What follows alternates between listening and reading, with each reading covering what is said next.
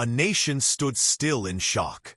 A decorated military general, draped in honor, stood at his best friend's funeral, only to stare down the barrel of a gun pointed by a man sworn to serve and protect. The echoes of a single, chilling moment would forever reshape the nation's understanding of justice, power, and prejudice. This wasn't a mistake. This was a calculated act of hate. The day began with sorrow in the air, a deep, reverent sadness that blanketed the cemetery. Rows of flags fluttered softly in the breeze as uniformed officers and military personnel gathered to honor the life of Major Elijah Harper, a man who had served his country with distinction. General Marcus Reed stood by the casket, his face a picture of stoic grief. They had served together in Afghanistan, and now, as the general prepared to deliver the eulogy for his fallen comrade, the weight of the moment seemed almost too much to bear. The air was still, punctuated only by the soft sniffles of the crowd and the distant sound of taps being played. Then, without warning, chaos erupted. A sharp voice cut through the silence, loud, commanding, and laced with authority. "Step away from the casket. Hands where I can see them." All heads turned as Officer Ryan Green, clad in his crisp police uniform, stepped forward, his service pistol drawn and aimed squarely at General Reed's chest. Gasps echoed across the cemetery like thunderclaps. The general's wife screamed, clutching at the arm of her daughter. Mourners froze, their eyes wide with horror, unsure if they were witnessing a nightmare or a sick joke. General Reed stood his ground, though his heart raced. His mind reeled. What was happening? Why was a uniformed officer pointing a gun at him? This was a funeral, not a battlefield. Yet here he was, in full military dress, medals gleaming in the sun, staring down the barrel of a gun. Down on the ground now, Officer Green barked, voice booming, finger twitching near the trigger. His face was contorted in anger, eyes wide with a mixture of adrenaline and something darker. Fear, maybe, or something far worse. The general did not move. Around him, others began to shout, some pleading with Green to lower the weapon. Several officers from the funeral detail cautiously approached, hands up, trying to de-escalate the situation. But Green was locked in, a man consumed by the tunnel vision of fear and power. General Reed raised his hands slowly, trying to calm the situation. "Officer," he said evenly, "I'm a general in the United States Army. This is a funeral for a fallen soldier. You're pointing a weapon at the wrong man." His voice was steady, but inside, a storm raged. Was this really happening? Could it be that even here, in a place of mourning, his uniform meant nothing? Could it be that the color of his skin spoke louder than the stars on his shoulder? But Green didn't lower the weapon. Instead, his eyes narrowed, and his grip tightened. "Don't move!" he shouted again, voice cracking with emotion. His hands trembled. The tension in the air was suffocating. Every heartbeat seemed to thunder in the ears of the onlookers. Cameras clicked frantically as some mourners, despite the danger, recorded the scene on their phones, capturing every second of the surreal standoff. It wasn't until another officer, Captain Laura Bennett, stepped between them that the spell broke. Her voice was sharp, authoritative, cutting through the chaos. "Officer Green, stand down," she ordered, her body positioned protectively in front of the general. Her eyes locked with Green's, unflinching. For a moment, the world seemed to pause. Green's hands trembled, the gun wobbling slightly as his breathing came in ragged bursts. And then, finally, the gun lowered. Slowly, reluctantly, Green holstered his weapon, his face flushed with a mixture of confusion and fury. The crowd released the collective breath they had been holding. General Reed stood frozen, chest heaving, his hands still in the air, the weight of the moment crushing him. The flag-draped casket stood between them, a silent witness to a scene that felt like a betrayal of everything it symbolized. As the immediate danger seemed to pass, whispers turned to shouts. People demanded answers. "What are you doing?" a woman cried, tears streaking her cheeks. "How dare you point a gun at him?" someone else shouted. The funeral director, pale and trembling, approached cautiously, trying to restore order, but the damage had already been done. What should have been a solemn farewell had been desecrated by fear, prejudice, and a gross misuse of authority. General Reed's eyes never left Green. In that silent exchange, a lifetime of questions echoed. Was it the uniform that threatened him, or the color of his skin beneath it? Did Green see a grieving general, or a threat he needed to neutralize? The moment hung in the air like smoke, bitter, acrid, impossible to ignore. When the general finally spoke, his voice was quiet but heavy with meaning. "This is the country I fought for," he said softly, turning back to the casket, his hand resting on the flag. Around him, silence fell again. But this time, it was a silence laced with shame, anger, and the raw, unspoken question that now haunted every witness. How many more times would this happen? The funeral resumed eventually, but the sense of peace was shattered. The incident would dominate headlines for days, sparking debates and protests, igniting a firestorm that no one could ignore. The moment Officer Green raised his gun, the funeral became a crime scene, and the story of Major Elijah Harper's service was overshadowed by a single, terrifying act of hatred. And for General Reed, the memory of that day would linger far longer than the sound of taps fading into the distance. Ryan Green wasn't an unfamiliar name in the department. Behind the polished badge and the uniform that projected authority lay a man whose career was marred by a string of troubling incidents. Each one like a crack in a foundation that, over time, grew into something far more dangerous. His personnel file told a story, but it was a story that few wanted to read out loud. Over a decade in the force, Green had racked up more than a dozen complaints, ranging from allegations of excessive force to racial profiling and verbal harassment. Yet, somehow, he remained in uniform, shielded by a system that too often turned a blind eye to the warning signs. The complaints were disturbingly consistent. A black teenager stopped and frisked for looking suspicious in his own neighborhood. A Latino man handcuffed and detained for resisting after asking why he was being questioned. A mother of 3 who claimed Green had called her a racial slur during a routine traffic stop. Each incident ended in a report, a brief internal investigation, and a quiet dismissal of the charges. The paperwork always seemed to disappear into a bureaucratic void. And Green? He stayed on the streets, armed and emboldened, his record inexplicably clean. Behind closed doors, some of his colleagues whispered about Green's temper. They knew he could be quick to escalate, quick to pull his weapon, quick to assert control in situations that didn't call for force. They'd seen the way his jaw clenched during protests, or how his eyes narrowed when patrolling certain neighborhoods. But to speak out against him was to risk backlash. In the locker rooms, there were quiet jokes about Officer Rambo. But when the shift started, the laughter faded, and the silence took over. After all, in a system that protected its own, what could one officer really do? Yet for all the whispers, Green had defenders. His supervisors often described him as a strong presence on the force, someone who didn't back down under pressure. He was awarded multiple commendations for bravery in the line of duty, including one for an incident where he claimed to have disarmed a suspect. An event that, when scrutinized later, turned out to be far less heroic than the official report suggested. But Green knew how to play the game. He attended the required sensitivity training, nodded at the right moments during department meetings, and posed for pictures at community events. On the surface, he was the picture of a dedicated officer. But beneath that surface, the rot festered. It wasn't just the public who saw Green's darker side. It was his colleagues, too. Officer Malik Johnson, who had been partnered with Green on several shifts, later admitted under oath that Green often made inappropriate comments during patrols.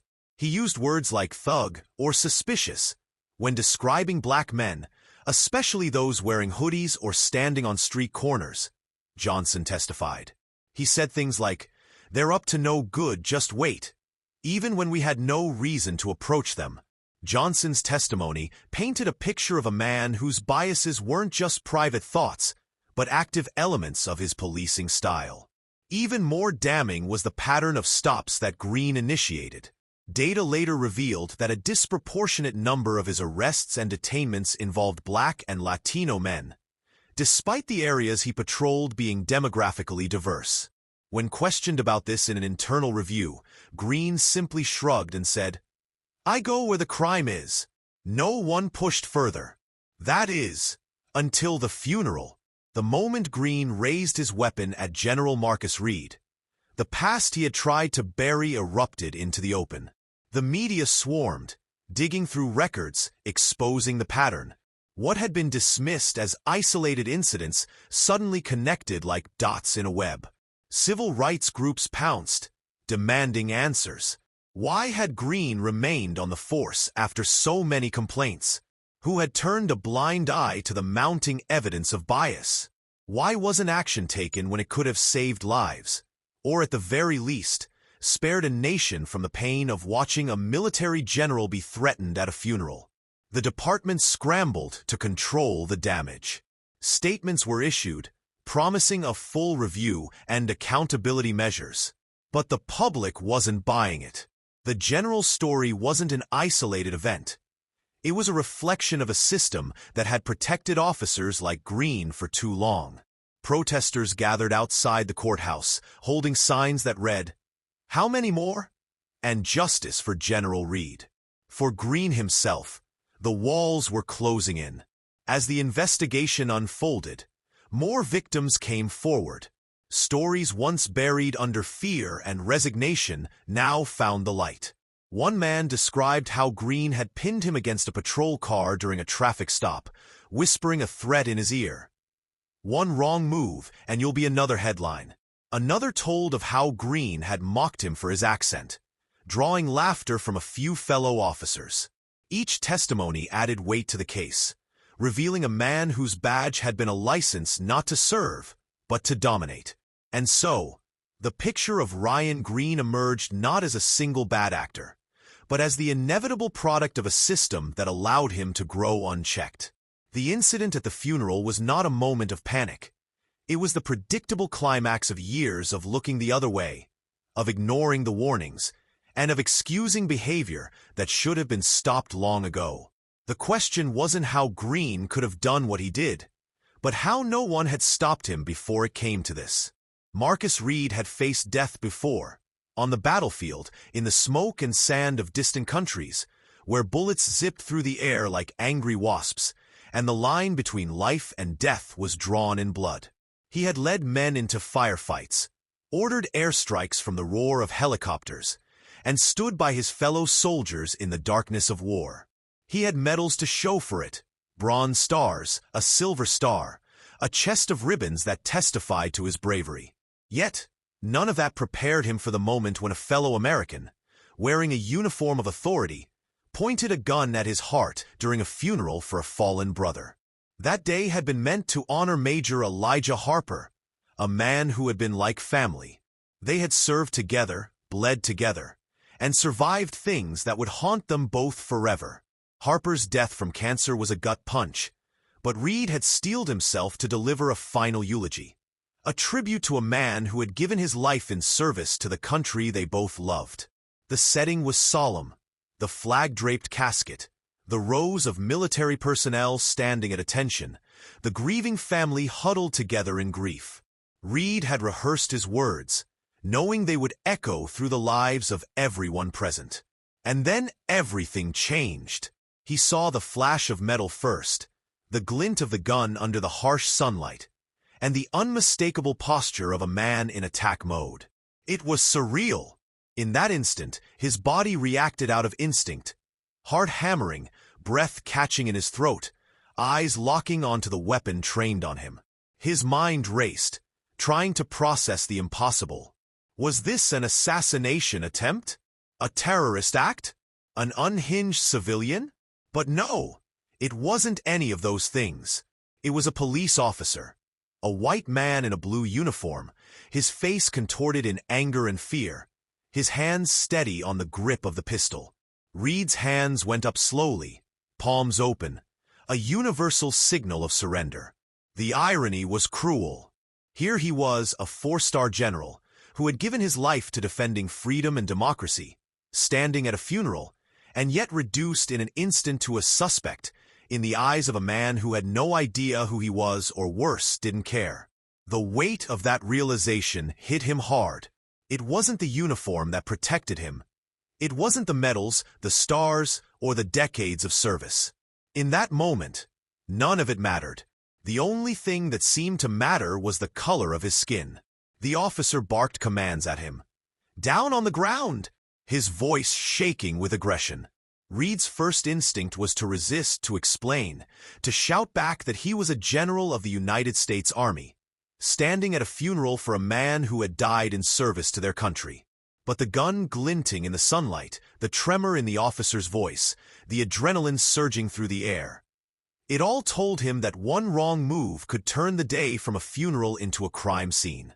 And so, he stayed still, his voice calm but cold as he tried to reason with the man. "I'm General Marcus Reed," he said firmly. "I'm here to honor a soldier. Please, lower your weapon." But the officer's eyes flickered with something unspoken. Fear, or maybe hate. There was no recognition in his gaze. No flicker of understanding that this man standing before him had served in war's green would never understand. Reed felt the weight of a lifetime of service crashing into that single, humiliating moment. A general at the mercy of a man with a badge who had decided, consciously or not, that he was a threat. The crowd around them erupted into chaos.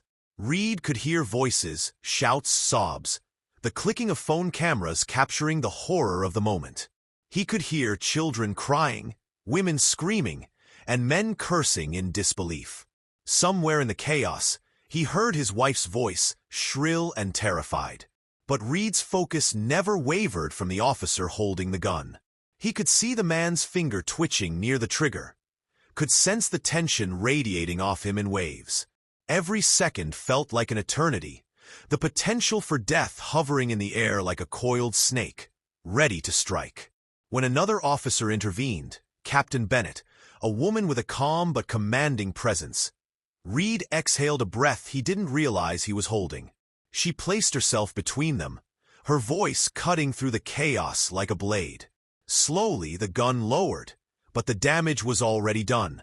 Reed could feel the eyes on him, some wide with sympathy, others with confusion, some avoiding his gaze entirely. The shame burned in his chest, not for anything he had done, but for what had been done to him. As the funeral resumed, Reed stood by Harper's casket, his hands trembling slightly, though he tried to hide it. The folded flag felt heavier in his arms. The words of his eulogy caught in his throat, suddenly hollow in the wake of what had happened. He spoke them anyway, each sentence weighted with a bitter truth. That in the country they had both served, no uniform, no rank, no medals could shield a black man from being seen as a threat. The funeral ended, but Reed's story was just beginning. He would have to tell the world what had happened, not because he wanted to, but because he had no choice. Because what happened to him wasn't just a mistake. It was a symptom of a sickness that had to be exposed, no matter how painful it was to relive it. The courtroom was electric, a place charged with the weight of a moment that had been years, if not decades, in the making. Journalists filled the press benches, their cameras poised like silent witnesses, waiting to capture the faces of those who would stand in judgment. Activists and community leaders packed the public gallery, their presence a quiet but forceful demand for accountability. The murmurs of anticipation buzzed in the air, broken only by the sharp gavel of the judge calling the court to order. At the center of it all sat Ryan Green, his uniform exchanged for a gray suit that hung awkwardly on his frame. His eyes darted nervously around the room, his jaw clenched tight. The badge he once wore now stripped from his chest, replaced by the cold reality of being the accused. Beside him, His defense attorney shuffled papers, whispering urgently in his ear, while across the aisle, the prosecution team sat focused, their case meticulously laid out in binders, folders, and hard drives filled with damning evidence. And then there was Marcus Reed. The general sat with a posture that radiated both dignity and exhaustion. He wore a simple black suit, the same ribbons pinned to his chest, the weight of his service evident in the lines on his face and the quiet steel in his gaze. His wife sat beside him, gripping his hand tightly, her eyes brimming with a mixture of sorrow and anger. Around them were supporters, fellow veterans, community leaders, family members of those who had suffered similar indignities but never received their day in court. The prosecution began their case by painting a stark picture of a man who had no business wearing a badge. They introduced the audience to Ryan Green not as a protector of the public, but as a symbol of a system that had repeatedly failed to hold him accountable. They listed the complaints, each one like a hammer striking the same splintered beam of wood: excessive force, racial profiling, verbal abuse.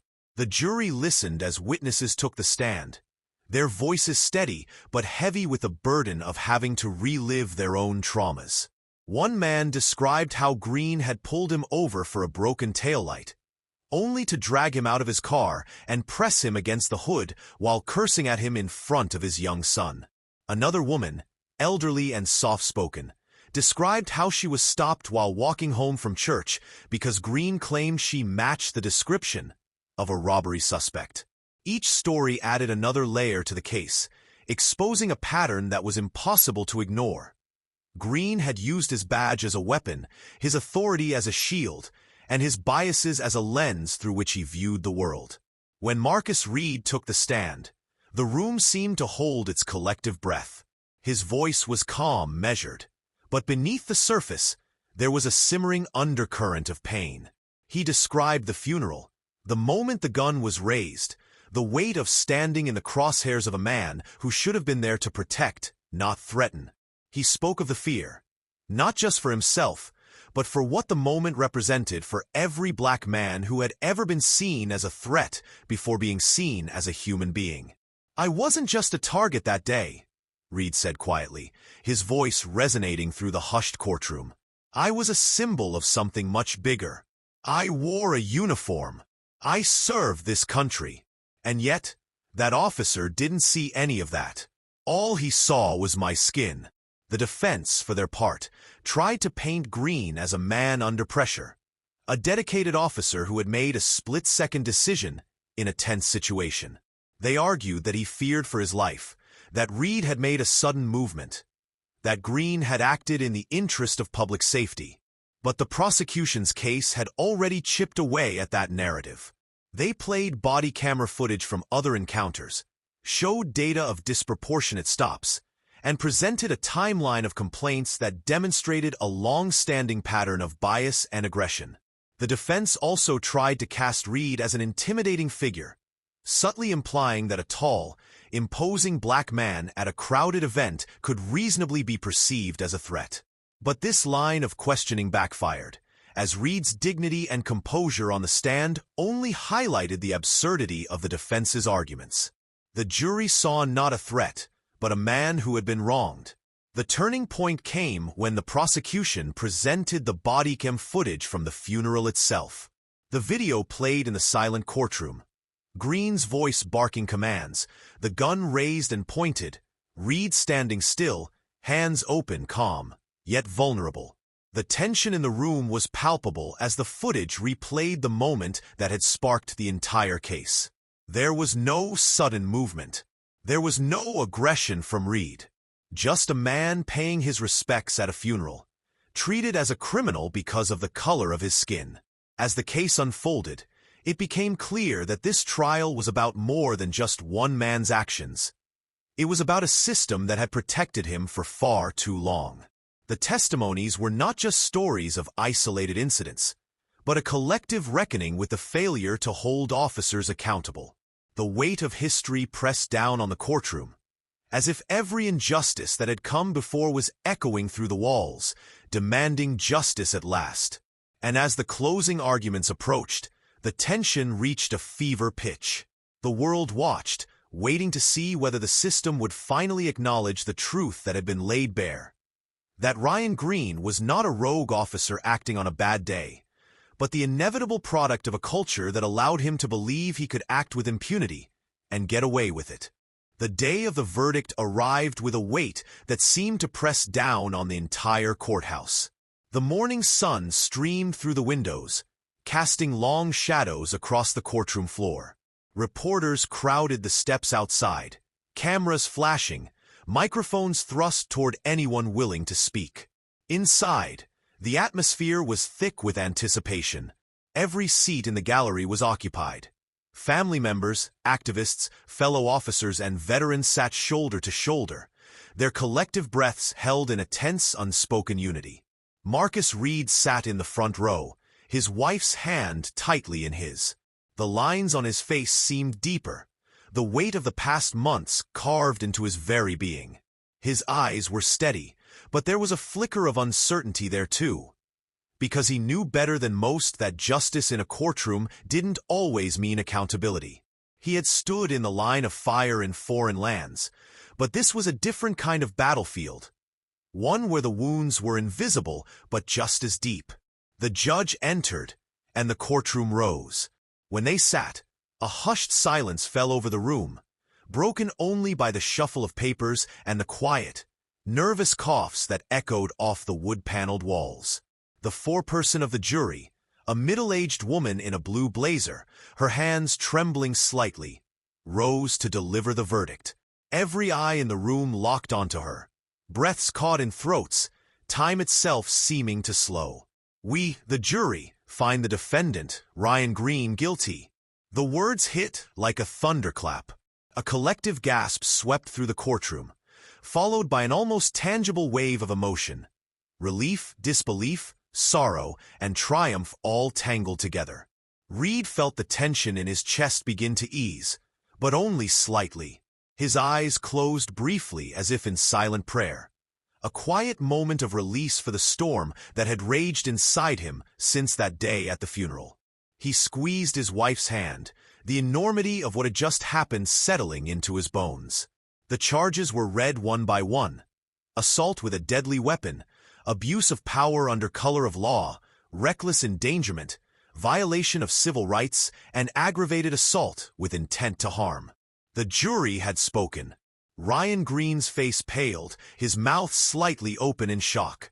His attorney leaned in, whispering urgently, but Green sat motionless, the reality crashing down on him.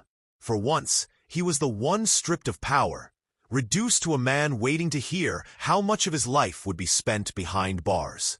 The judge's sentencing followed, his voice measured and deliberate. "Mr. Green, your actions on that day were not an isolated lapse of judgment, but the culmination of a pattern of behavior that has no place in a society governed by justice and equality. You violated the trust placed in you by the public. You endangered the life of a man who has dedicated his life to defending this nation, and you did so in a moment of profound grief for all present." The judge's words hung in the air like a solemn benediction, a reckoning for years of unchecked authority. He continued, his voice growing heavier, more deliberate. "For these reasons, and with the full weight of the evidence presented, I hereby sentence you to life in prison without the possibility of parole." There it was, the final blow. The courtroom erupted, not in chaos, but in raw, emotional release. Some wept openly, clutching each other in disbelief. Others sat quietly, tears streaming down their faces, the reality of what had just transpired sinking in. A system that had so often looked the other way had finally turned its gaze toward justice. Reed remained seated, his expression a mixture of solemnity and quiet resolve. It wasn't triumph he felt. It was something deeper, more bittersweet. He had no desire to see another man's life wasted behind bars, but he understood, deeply, that accountability had to be real, that actions had to have consequences. Otherwise, the cycle would never end. When it was over, reporters swarmed him as he exited the courtroom, cameras flashing, microphones pushed toward his face. He paused, steadying himself, then spoke in a calm, commanding voice that carried the authority of a man who had worn the uniform for decades. This verdict is not just about one man or one moment. It's about a system that must change. It's about every person who has been treated as less than because of the color of their skin. Every voice that has gone unheard. Every life lost without justice. Today, we took a step toward accountability, but we have miles to go before we reach true justice. He didn't stay long. The weight of the moment was heavy, and he needed air. As he stepped out into the light, the sun warm on his skin, he closed his eyes for a brief moment. The world outside continued as if nothing had changed. Cars passed by. People hurried along the sidewalks, the hum of everyday life in full motion. But for Reed, something had shifted. It wasn't victory, not exactly, but it was a beginning, a crack in the wall of silence, a glimmer of hope that maybe, just maybe, the system could be made to listen. And as he walked away, his head held high, the final chapter of that terrible day closed behind him. Not with vengeance, but with the quiet, solemn knowledge that justice, though long delayed, had finally arrived. And as the heavy courtroom doors closed behind Marcus Reed, the sound echoed like a final chapter written in the long, painful book of injustice. Yet this time, the ending wasn't silence, but a solemn, resounding truth. That accountability, long evaded, had finally been delivered, and the world outside would never quite be the same again.